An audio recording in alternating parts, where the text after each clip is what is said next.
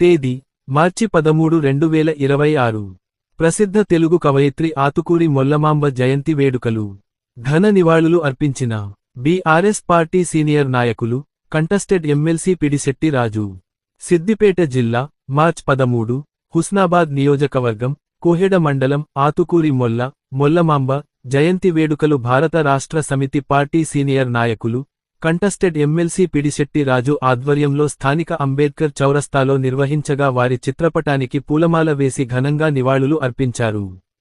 ఈ సందర్భంగా వారు మాట్లాడుతూ 16వ శతాబ్దపు ప్రసిద్ధ తెలుగు కవయిత్రి, ఈమె సరళమైన, రమణీయమైన శైలిలో మొల్ల రామాయణం రచించారు. కుమ్మరి కులానికి చెందిన ఈమె కడప జిల్లా గోపవరంలో జన్మించారు మరియు శ్రీ కృష్ణదేవరాయల కాలానికి చెందినవారు. మహిళా సాధికారతకు ప్రతీకగా నిలిచిన మొల్ల తొలి తెలుగు కవయిత్రిగా గుర్తింపు పొందారు. మొల్ల రామాయణాన్ని అతి సరళమైన తెలుగులో రచించారు.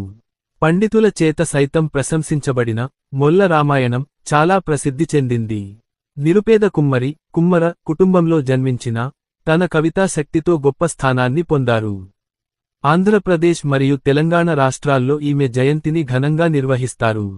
తెలుగు సాహిత్య చరిత్రలో మహిళా కవులలో మొల్లమాంబకు అత్యున్నత స్థానం ఉంది.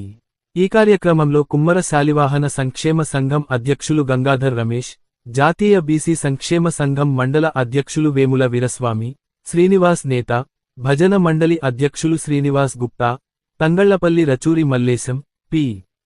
చంద్రయ్య, భూమయ్య, జి. తిరుపతి ఎస్ రమేష్ శంకర్, సంపత్ తదితరులు పాల్గొన్నారు.